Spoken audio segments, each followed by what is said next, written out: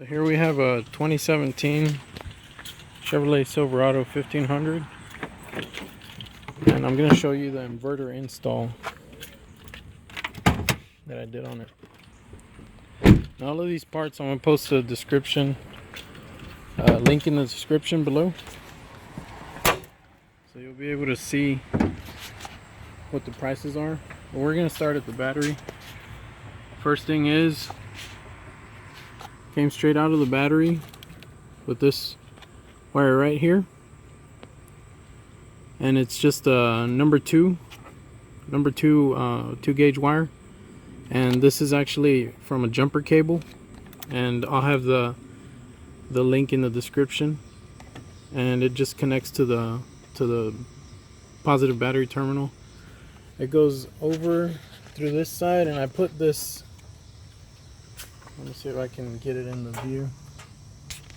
That right there, I put that protector on it only to keep it from rubbing and tearing right there. And it leads all the way up to the breaker, which is the next part. This breaker, I'm also going to put a link in the description. It's a pretty simple breaker. So this is the line side from the battery, and this is the load side going out to the inverter. And I pulled these under the vehicle. So now I'm going to show you the passenger side. And this one, it's real simple. I've already gotten it to trip once. I intentionally overloaded it to see what it would do, and it just pops. That's all. So here you push the button. That's a trip test, and then to re-engage it. And it has really good reviews, and it's pretty sturdy, very well built, and it's screwed into the plastic, so it's not gonna run the risk of causing any shock. And I did use the heat shrink, so that's making it a little more safe. So now to the passenger side. So this was a bit of a process. I'm gonna try to show you how I did it, and I'm showing you this in real time so you can see how pretty much how simple it is. So you lift this up, this I don't know what you call it, kick panel.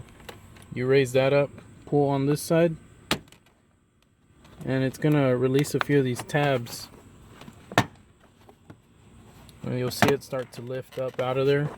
You don't have to pull too hard, just gently pull, and it'll slowly start coming apart.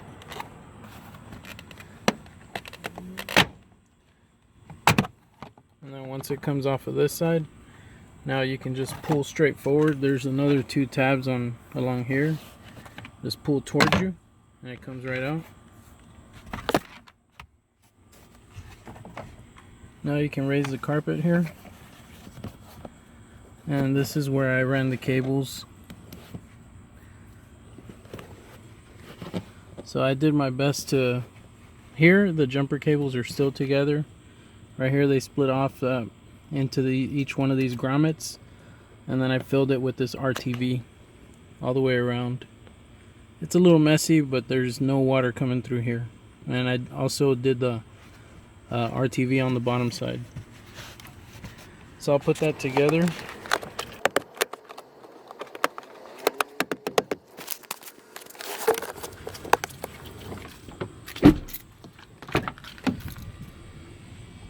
Now here is where the inverter is mounted. It's under the back seat.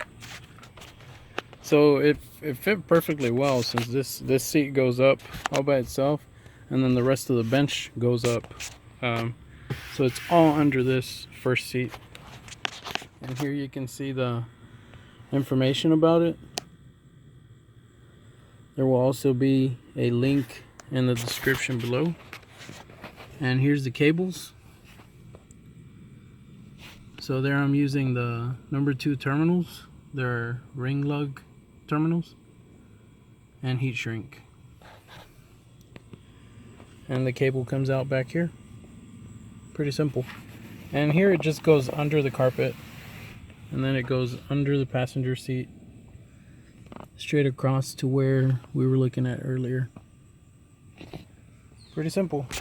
And Now you just turn the switch on. And these fans, the way they work is, and you can read it more in the description of the actual item. This is an intake. Let's see if we can get a look at the fan back here. Yeah, that fan back there, that's an intake.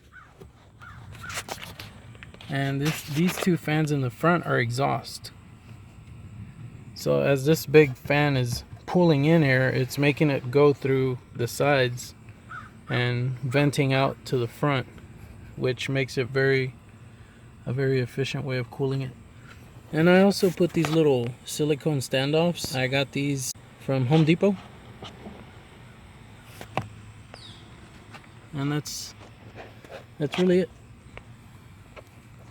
If you have any questions about this setup or need any advice on ideas for voltage drop or picking the correct wire, feel free to drop a question in the comment box. Thanks for watching.